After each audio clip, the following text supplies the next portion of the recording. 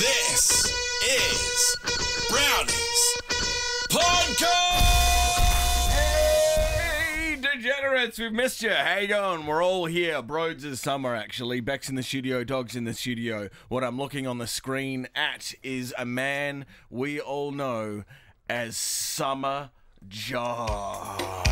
Now, Summer John... I'm back, baby. Yeah, he took off for a while, Campbell, when he went to Seattle because he had to look all clean and professional. But now he's gone back up north and the hair's grown again. And again, he looks sexually relaxed. He looks like he's a man that's just had one of the great holidays of all time. And he made the social pages, JP. Yeah. Well, we're just going to keep drinking, he said. And it was written up in Eddie Vedder's apartment or room. Well, I'll tell you what, we had a good time over there. I have come home to dry out. Unfortunately, I arrived back in town Friday morning and back down to the Gold Coast. Yep. And you wouldn't believe it, that Craig McRae's having his 50th. I'm no. going, oh my God, I need rehab. I don't need another drink. So I've had to dust myself off, heavily jet lagged, and roll into flies again, and just strapped it on again, and away we went. What about He strapped it on Feb style, What Mad about Monday, you know what I mean? What about flies last month? The baby, Yeah. the premiership, Yep. then the 20-year reunion, JP. Oh, man. And then we're not even a month after the season's finished, he rolls up to his 50th. That is The a big... premiership coach as well. Premier. Hey, John, did you do a cameo at Fire's birthday or did you do a proper sesh? How many pots? Well, I turned up and I was an injector. I was injected into the play when, obviously it had been going for 2 or 3 days. So they just had these little special guests that would have to drop in from time to time. And I thought, I'm doing another episode of Brownie's podcast. I'm here for some stories. I needed you up there with me, Brown Dog, just rolling out some of the classic hits because we're just around the table with about 12 or 13 blokes. Frank the Tank Lepich was there just holding court. Now you could see the boys, they're just tiring a little bit fatigued. So I had to go to the old back catalogue, a couple of Lee Matthews stories, a couple of Vossi stories. Acker was there. He was a little bit shabby and a little bit worse for wear. Simon Black was there. Clark Keating just swishing the red wine and a cigar. Geez, there was some absolute beauties there. So we had a good time, but I got out of there before any trouble was created. Now, Jonathan, you listen to me and you listen to me good. Yeah. I want Summer John to keep going this time. You got no more formal events coming up. You don't have to look good for anything till March now, brother. I want to see you with white man dreadlocks. I want to see a beard.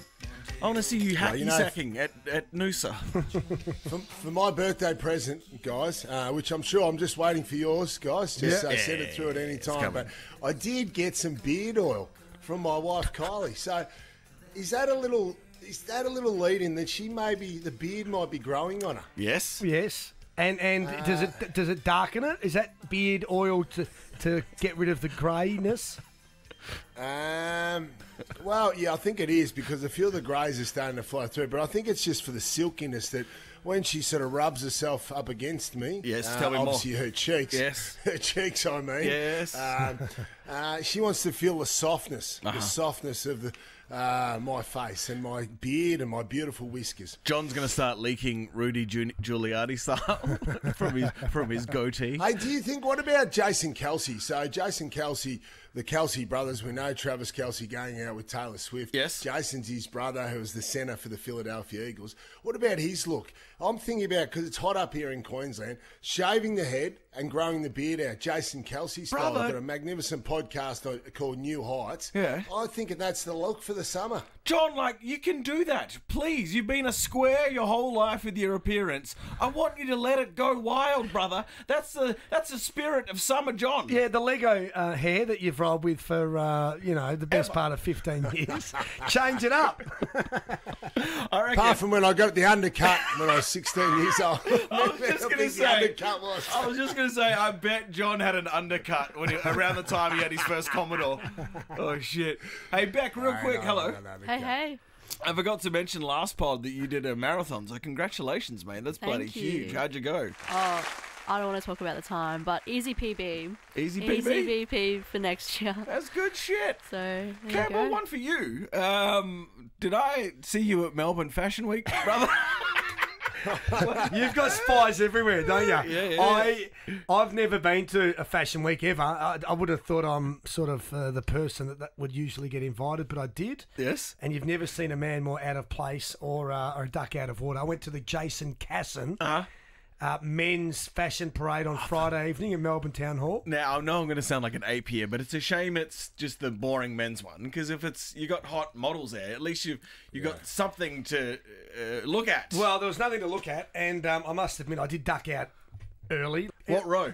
I was row B. Not bad. There were a couple of members of Love Island and that sort of stuff that had the 1A seating. Yeah. A lot of flogs there. Yeah, a lot mate. of people taking selfies Mate. and a lot of weird fashion dress. Lot of people, even though it was 8:30 at night, inside wearing glasses. Jesus. Like, they have any glass in them, like the Josh Gibson style, or was it just you could see straight through the frame? Some had a bit of both, but it's just a different world and setup to anything that I've been used to. Free champers? Nah. So they didn't even get you buzzed? What? Come on. And I don't know if this Is is there any- coincidence or not, Yes. but it was absolutely packed, right? Yeah. And I had a spare seat to my left and a spare seat to my right. So I just think that they didn't want people around me. Is there any chance that you could roll? I think this would be a perfect accessory for you, Brown Dog, and I think you could pull it off. And I don't think we're going to question your masculinity. That sort of man bag or purse sort of thing that goes over the shoulder. Yes. Have you ever thought about rolling with that? Because I feel as if you're just a little bit too plain Jane. If you're going to roll up to these fashion shows, just with your jeans and your jacket, it just needs more. Yeah. But what do you put in it? Because I don't have any other accessories. Nothing. Josh Gibson doesn't have any lenses in his glasses, so you don't need to wear anything in your bag. I don't think I'll be heading back to a fashion parade anytime soon, JB. Well, Dog, I've been meaning to give you a present for quite some time, and a while ago I told you, John, I went to Warrnambool, hung out with your dad for a whole day. I love That's Brian. But But he loves you too. At the bottle shop there, man, I bought some booze, and they offered me something, and I thought, yeah, I'll take that, but it's going to my friend. Yeah? Because it's a perfect gift for my friend Campbell. What have you got there, mate? Check these bad boys out. Vodka Cruiser socks. Yeah, long ones. Beautiful. Now, just describe them for the people. Well, they're the Australian colours, really. You've Yeah, got brother. the canary yellow. Yes. That's Australian gold, my friend. Yes. Don't you forget it. And got the green. Yeah. They'll be getting a run over the Spring Carnival. Mate, You know what I mean? you could wear those pineapple vodka cruiser socks to funerals, weddings, bar mitzvahs, any occasion. You see that, John? You see them? I love him. Thanks for that, mate. That's really appreciate Thought that. of you, yeah. And yeah. the next fashion festival, you're wearing those, mate, for sure. Imagine if Vodka Cruiser did their own show. It would be the most bogan fashion show at Fashion Week. Okay, back to you, John. What is this I hear about you making money hand over fist with your dog without telling any of us when to bet on it? Without telling good dog. any of us when to make money, you just sit there and count your own cash. Nah, well, Alpha Zulu, or Leo as we like to call it, the family likes to call him, he's turned into a young superstar. A superstar of the greyhound industry. He's now the favourite for the Melbourne Cup, can you believe it? He's only a baby. In dog years, I think he's about 15 years old. So he's a bit like Timmy Watson back in the early 80s for Essendon. But Deano, Yes. I flew back from Canada. He was in the Cranbourne Cup. Yes. So you can imagine me when I've landed at Brisbane Airport and Yeah. I'm sitting on the tarmac and I couldn't quite get reception. All I knew was there was a video has turned up, but it wouldn't load while I'm on the tarmac. So I'm just hitting refresh, because I'm trying to find out the Cranbourne Cup results. And bugging me dead, did a roar go through the customs hall when I finally got to that YouTube video and the mighty Alpha Zulu collected the Cranbourne Cup in Fay. Mighty style. He's one of Australia's great dogs. Really? Yeah, one of Australia's great dogs. I mean, that's $1 million race coming up the Melbourne Cup, isn't it, JB? Call me naive, but is there a Melbourne Cup for dogs? Yes. Sorry. There is. It's a huge race. So he's actually going to be in the Phoenix as well, which is the Everest of the greyhounds. I think that's $1 million to the winner as well, Brown Dog. So, Wow. looking forward. Then the Top Gun's in a couple of weeks, so hoping he gets a run in the Top Gun. So it's going to be a bit of fun. It's going to be an enjoyable summer just travelling around, watching Leo run. He's going to be running in Melbourne most of the time. Most of the big races are in Melbourne. So that'll be a bit of fun. But, hey, Deano, I couldn't really give you the tip, mate. He only paid about $2. Okay. I'm not big on just going around handing out tips to mates, going, and then they go and check. They go, it's $2. Right. Good on you, mate. Thanks for throwing me a bone. Yeah, and I'll just put a place on anyway because I don't understand gambling. Yeah, exactly. And right. win $5. It's a good dog. Good luck, JB. You've got a big couple of months coming up with that dog. Hey, did anyone else hear the news filtering out of Mornington over the weekend? There was a sportsman's lunch going on, right, with our man Chicken, Brody's dad, Chicken Nixon, and Sam Newman. They got down there. Yeah, they got down there to do a dual sporty. Yep. And well, they were seen out the back near the cricket pitches in a heated argument. Bullshit. And I think they were standing toe to toe, and Chicken sort of leaned in and maybe put forehead to forehead sort of stuff. Bullshit. And Sammy Newman has gone whack, clubbed him, pushed him into a bush. Have you heard anything about this? No, I haven't heard this. More. I've been away. I feel like I've been on another planet for Give a me week. more. Thrown Chicken into a bush and stormed off. And the guests obviously were looking out the window, and some were sort of late to the occasion. They saw this unfold.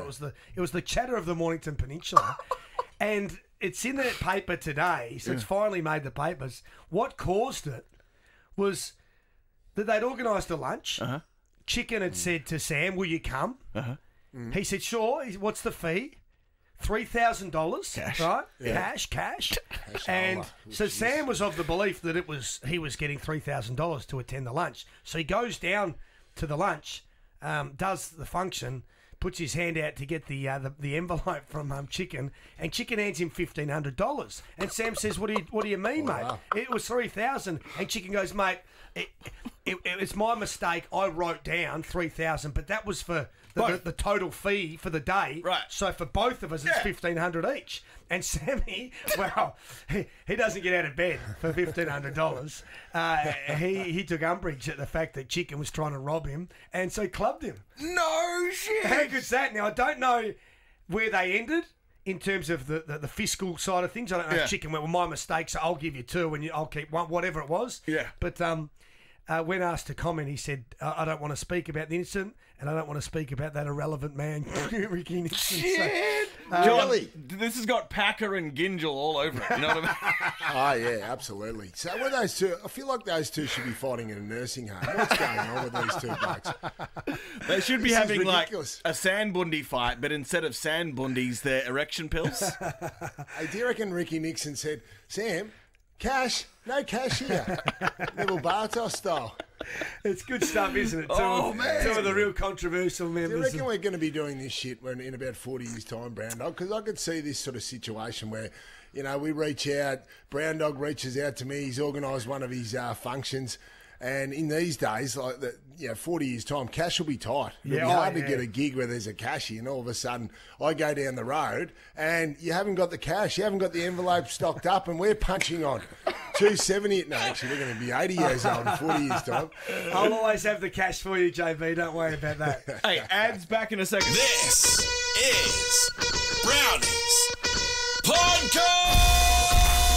Welcome back to Brownie's Podcast. Subscribe and all that stuff. Big John's up north. Summer John, what are you doing? Hey, What are don't you you love celebrity spotting? Oh, yeah. And I feel excited, but I feel some great regret because last week in Canada, I did not tell you, we're at a hotel in Vancouver, and I walked out into the lobby, and it's one of those rare times I didn't react. I didn't react with positivity and I wouldn't say charisma, but a bit of sort of a bit of bravado and a bit of arrogance because I spotted, with no makeup, in the lobby, none other than the great Pamela Anderson. No! Jesus! I just finished watching her new doco. Good doco. What, John? I paused, I looked, I walked away, I tried to act cool. She's just standing in the lobby chatting to a couple of guys, no riffraff around her, no bodyguards or anything. And Coles goes to me, "That's Pammy." And I go, "I fucking know it's Pammy." And then all of a sudden I had images of Baywatch Yes. running through my head. Yeah. I had Barbed Wire. Remember that great movie, Barbed Wire? I thought she was film. magnificent, in the underrated performance there. In the opening sequence, she murders a man with a stiletto right in the It head. was unbelievable. Brown Dog, do you remember Barbed Wire? Did you ever see that? I did, yeah, and because she got the barbed wire tattoo, remember, Yep, brother. as well, Yeah, with Tommy Lee. Yep. There was a couple other Videos that I've seen of Pamela Anderson. Really? Nautical ones Starring- on a vessel. Starring the Motley Crew. She was she's a big fan of boating. But anyway, keep going. Go back to it. Yeah, anyway, so I got there and I just paused for a minute and I knew Deano had it running through my head about showing the mark of the year, and I paused and I said to Coles, should I go back and show her the mark of the year? That would have been just all out of time. nothing. All Just fine out or of nothing. awful. But it was just too much. My head was just, I was having a conniption. It was too much to organise. I thought it's going to be too hard to go up to, she's going to think some random stranger turns up and all of a sudden flicks the phone out to show the 2002 mark of the year. Brisbane versus Hawthorn at the MCG. A magnificent day, but I didn't think it'd sort of register with her. Yeah. And obviously then Cole's got to film the interaction. So And it John- was just too much going on. And so I walked away Yeah. down the street with just great regret. Brother, and you would have whipped out your phone and panicked with your thumbs to find it. You would have probably misspelt mark of the year. That would have taken up some awkward time. You know what I mean? It would have been a nightmare. Oh, it would have been some of the great vision. And she doesn't wear makeup anymore. She's one of those sort of ambassadors of going makeup free. But I remember She was beautiful though. She just looked like she had she's refreshing. I love it was her. great. There was a and, play- she was just sitting there. She was cool. I was expecting this massive entourage, but she's just cool. I think she's from Canada as well. I'm not sure if she's actually from Vancouver, but absolutely. So that was an exciting time, even though with great regret. I remember when I got in an awful lot of trouble from my mother. It was 1996. So I was, 12, turning 13. So you're just starting, you're adolescent, you're just starting to, grow Raging grow hormones. some pubes, and you realise what an erection is for the first time. Well, bus fat. That's bus fat territory, that period of your life. And you're starting to sort of think about, the opposite sex in a different way. Yes. And I used to live in Hawthorn, and about 600 or 700 metres up the road, at the corner of Riversdale and Glenferrie Road, where I used to live, was a news agency. Yes. So I wandered down there with spare $15 back then, and I walked in. I strolled up and down, looking at some newspapers. I think I looked over the Financial Review. At 16. Gradually, I was like 13. Mel's Gradually, changing well. gradually made my way to the Playboy section. The Holy Grail. And I grabbed it. Yes. And I took it up, and I was underage, obviously. Nervous? And the person behind the counter said, Did it have the covering plastic where Good it was sort question. of blacked It out? did, it did, and it was the cover where Pamela Anderson was in a white, like white top. Yep. Right. Yeah. And That one. that one. I remember that one, brother. It was all time, right? She was at the height of her Baywatch fame. I said to the guy, I've got the money. He said, look, you're underage, son. I said, yeah, I know. But he goes, I'll sell it to you, but just make sure that it doesn't blow back onto me, and you're not going to get caught. You're not going to get caught Key with word. it, right? So I go home, right?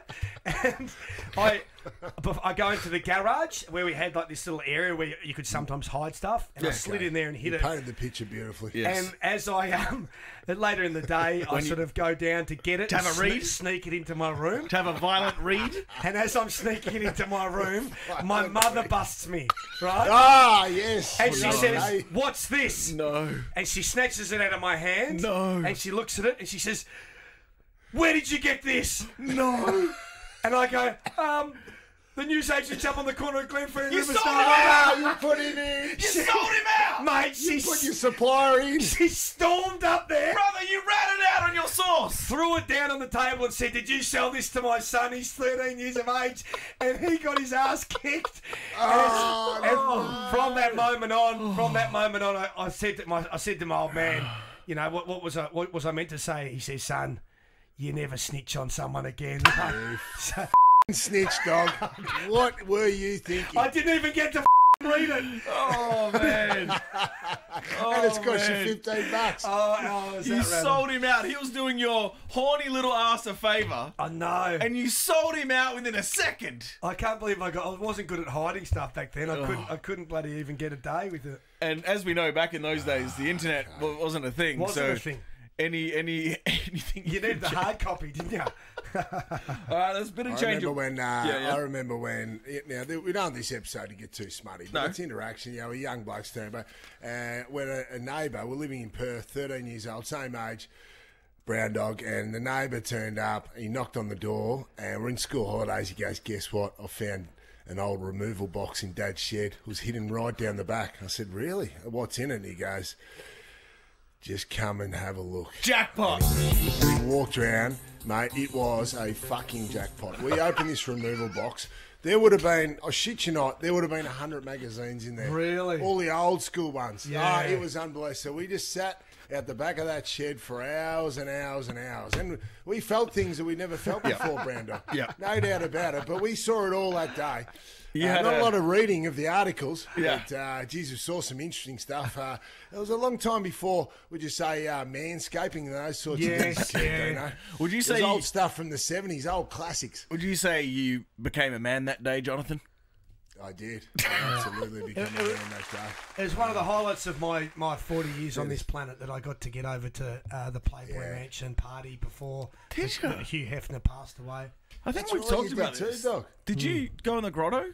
I didn't go in the grotto, but I witnessed people in the grotto. How did you get in there, Doc? Just had a mate that had some connections, with it, and he throws a Halloween party. Every year on the Friday and the Saturday night before Halloween. So just made my way to LA and got picked up in a bus, and it drops you there, and it's, you need to give your ID. It's all like heavily scrutinised with identification and everything. So it's good. John, back to you, brother. Have you sold the Bruce Wayne mansion yet? No, we're just ticking along. I think it's still, it's still just expressions of interest hasn't closed. So hopefully, have some movement by the next week or so. But we've got to get that poker night in, Deano, before we get rid of it. I heard the Penfolds are looking at buying at the vineyards that big. Is that right? Hey, it was a good crop last year too. So Nice. I think we're going to have a nice bit of Three Devils, nice and sweet, the Barbera and the Dolcetto. I'll just throw those words in to make it sound like I know what I'm talking about. No one in this room knows what a Dolcetto is. Yes, what were we going to say? Hey, now, interesting stuff. I went on Tommy Sheridan's podcast a couple of weeks ago, and it was American Aces. What other podcasts he got, Brown Dog? Because he's got quite Tommy a few. Talks? He's doing really well. Tommy Talks. I don't know which one I was on, American Aces or Tommy Talks. I can't remember, but it was fantastic. And part of it, we need to have a look into what we give our guests, because for going on, I got a Milwaukee electric lawnmower. What? Yeah, that's what the guests get. So anyway, it arrives last week, and little Jackie Brown has received the order up here in the Gold Coast. Well, he's gone, bang, his mind started ticking straight away. He put the lawnmower together, got the battery charged up. He goes, "Dad, I'm starting a lawn mowing business." Smart. Entrepreneur. A little entrepreneur. Now, he's got Liv, our eldest. Liv's 14 today, so happy birthday, Liv. Love you, Liv. Hey, how good's this for a present? Just quickly, just offside here. I gave Liv an Olivia Rodrigo vinyl. Oh, beautiful. That's a pretty cool birthday present, isn't it? Her album Guts, was it, John?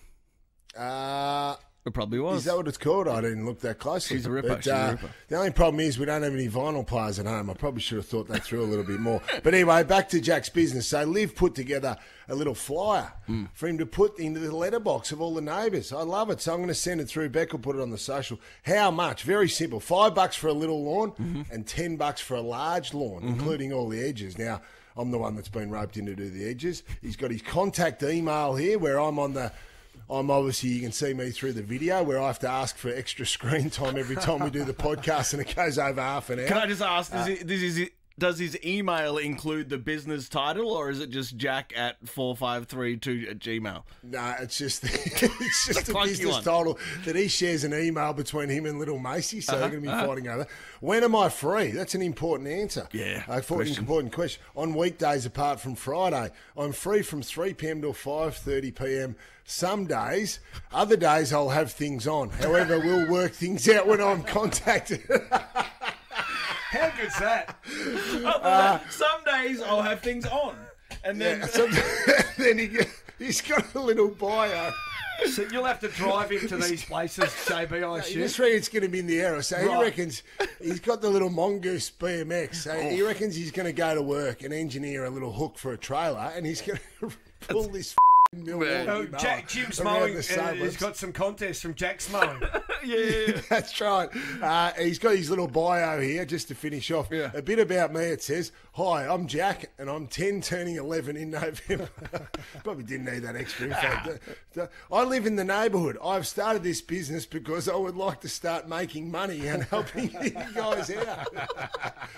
So he's been very upfront with it. So we'll put that up there. And it just got me thinking, Brown Dog. Yeah? Your first job. Yes. Your first job where you actually made some real cash. So my first job, Yeah. and I don't reckon any of you guys would ever guess what it was. Take some guesses. What do you think my first job was? Paperboy. No, it wasn't a paper boy. John, what do you got? A money launderer. What's the money Bex, you launderer? got anything? Mel Gold, I don't know. That's not a job, that's just a sauce. So my I reckon you worked. Did you work in like Hungry Jack's because you're in WA? no.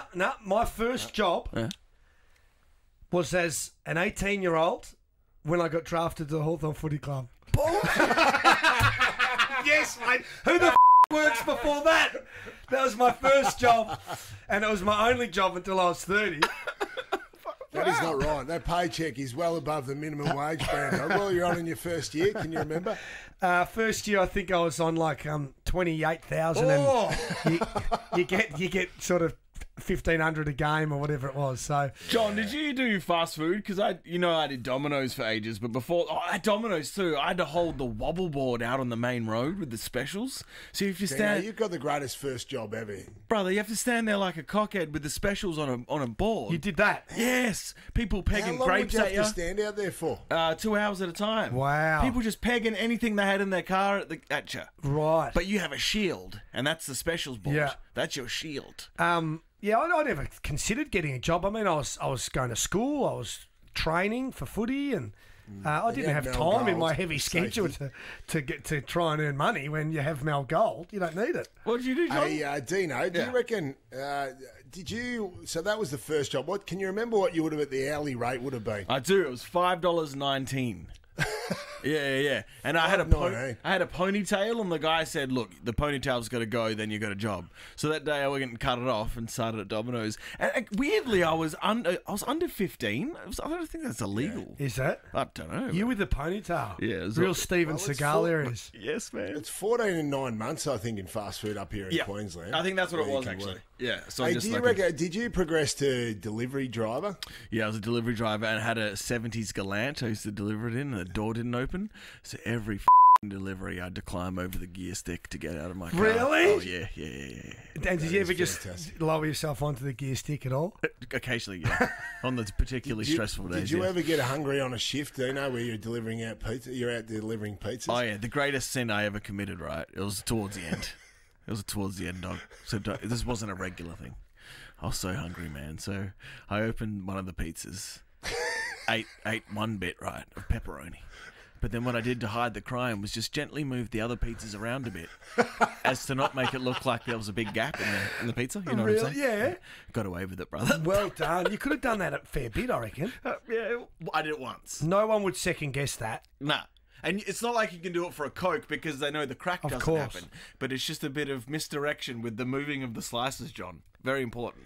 I think I would notice because I'm very big on the 8 There's got to be 8 pieces there, otherwise I feel shortchanged. But you made it to Chief Daymaker. My job, first job, and only job until I played football, Brand Dog, but it was a great job and could be a well-paying job, especially if you're the bookies that let you bet when you're underage. I was a greyhound handler, it's called. So my job was putting the greyhounds in the boxes before big races. An exciting job. So often, 2 or 3 days a week, I'd get out of school early. My beautiful mother, Mary, who was very understanding of her brother's greyhound business, she was happy to write the early leave note, and quite often I'd go to school knowing my day was done at about 1 o'clock, and my uncle would come past, pick me up, and off we go to Sandown Park or Olympic Park back in the days. Ballarat on a Wednesday night, Horsham on a Tuesday. It was absolutely magnificent. And then I would load the greyhounds into the boxes. I would let out a Horsham Cup winner, a Woonable Cup winner.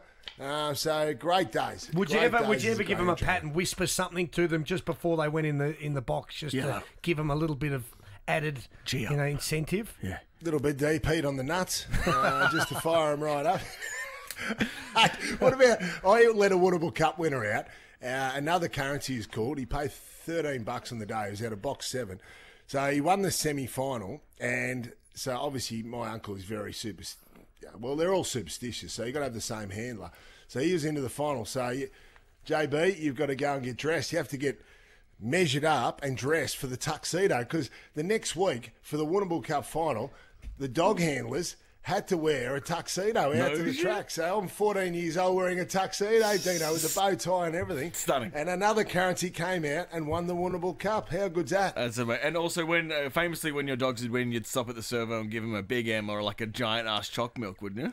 They always got a Big M on the way home, except if they won, they got a 4 and 20 with a Big M washed over the top of it. Big. How good's that? Big. That's good. Hey, your story about the pizza just reminded me, I did a function just recently with David King, and he tells quite funny stories about Mick Martin. And one of the stories was they used to go out when they were playing back at North Melbourne for pizza and pasta nights, and Mick used to go to this joint, and they'd say, would you like small, medium, or large pizza? And Mickey go, I'd like the pepperonis. You can throw in some anchovies, put a little bit of barbecue sauce on the top, spread it across some cheese. I'll have a medium, please. And they would say, okay, would you like me to cut that into 6s or 8s for you? You go, just cut it into 6s. I couldn't possibly eat 8. Yes. Stories galore about Mick Martin. Just before we go to the ads, I don't like self-promotion, but I want to tell you about my new hit single, Deep Heat on the Nuts, which comes out on Spotify tomorrow. I want you all to get it and enjoy it. Ads, back in a second. This is Brownie's Podcast. This is Brownie's Podcast. Subscribe and all that stuff. We've only got one more to go after this. Really? This is our second last podcast for the year, JP. John, are you coming down for the last one? Absolutely, I am. We're coming down, and I think there's a fair chance we're going to be going to the Melbourne Cup as well. So, courtesy of the Victoria Racing Club, it's going to be magnificent. So, looking forward to that. It's going to be a big day. So, I think we're going to be out next Wednesday. No, next Monday, our episode. Yes. Dino? Muggsy's going to be on. Yes. Because the footage of him getting evaporated, man, it's so good. But speaking of harsh footage, Broads came in before and said an ice hockey player has been killed on the ice rink. Mate, it's very bad. He took a blade to the throat. Are you kidding me? Nah. And this died. guy like Jackie Chan'd him. Looked like the Toby Green dog skit. He lifted up his leg with, obviously he's got the sharp skate on it, and it must have got him across the jugular, and not good at all. Man, John. Did I tell you we went to the ice hockey last week? No. In Seattle? Yeah, That's we went to awesome. Seattle versus the New York Rangers, and it's hard to follow what's going on. You don't know the rules. It'd be like watching AFL for the first time live, I reckon. But towards the end, it was a pretty shit game. There was a big crowd there at this Seattle stadium, and so everyone just starts chanting for a fight, and we got a fight with 5 minutes to go. Can you believe in this modern day, all we hear about is CTE with the contact sports, that fighting is still encouraged? Not only encouraged just from the crowd, but also by the person who's in charge of playing the music and the speakers, because they come to fight. So obviously the Seattle guy and the New York guy decide to, righto, we're going to get on. And then the referees circle up. Yep. The guys go to town. And just before they start punching on, Beastie Boys came on. And go, you got to fight for your right. And the whole crowd starts chanting, to party. And then they start punching on. It's unbelievable. And then after they punched on for, what feels like about 30 seconds, probably went for about 10 seconds, and the New York Rangers guy won. He would look like the enforcer to me, and it looked like the Seattle young fella was having his first ever fight. So he got absolutely pounded.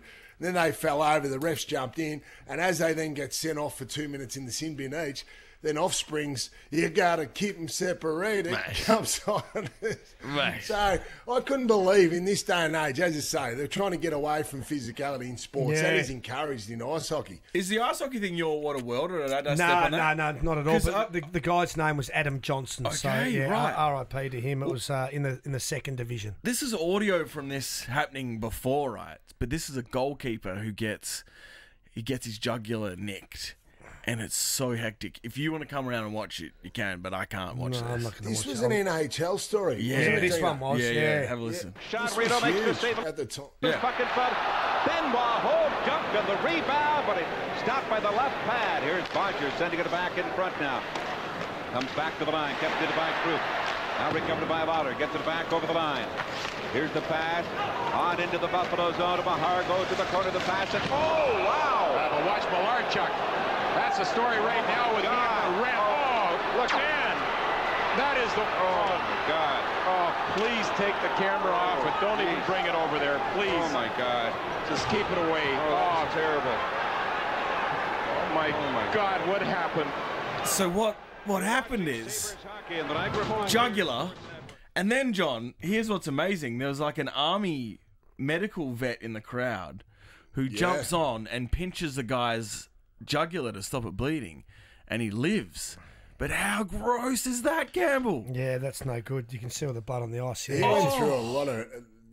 That was a long rehab as well, but it's pretty graphic, isn't it, Dino? Oh, it's so confronting. Yes. Was the guy that ran onto the field there not part of any of the teams or anything? No, I Well, believe... he just jumped the fence and... Oh, actually, I believe he was one of the medical staff, but he Right. knew precisely what to do for the jugular from the war. Wow. He's lucky. Really? Yeah. That's an amazing story. Yeah. And also the audio, the great audio from the commentator. Please take the camera off. That's also what Kay said when she entered Campbell's room when he had that Playboy magazine.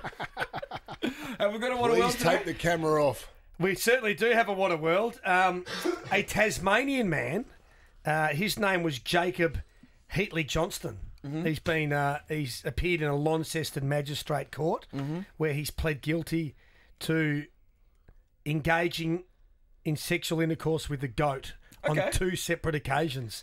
One, including where he took a beloved pet goat, walked it down the street across the park into a public toilet.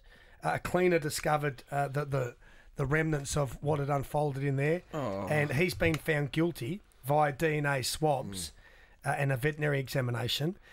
They're not sure, though. It's unclear whether it was the same goat involved in both incidents. So I'm glad that Tom Brady. Glad that they've got this man off the streets for the sake of all the goats. Tom Brady?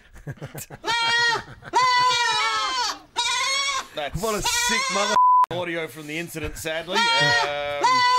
Gang, have a good time. Please turn the camera off. Please turn the camera off. Degenerates, thanks for listening. We'll be back real soon. Love you so.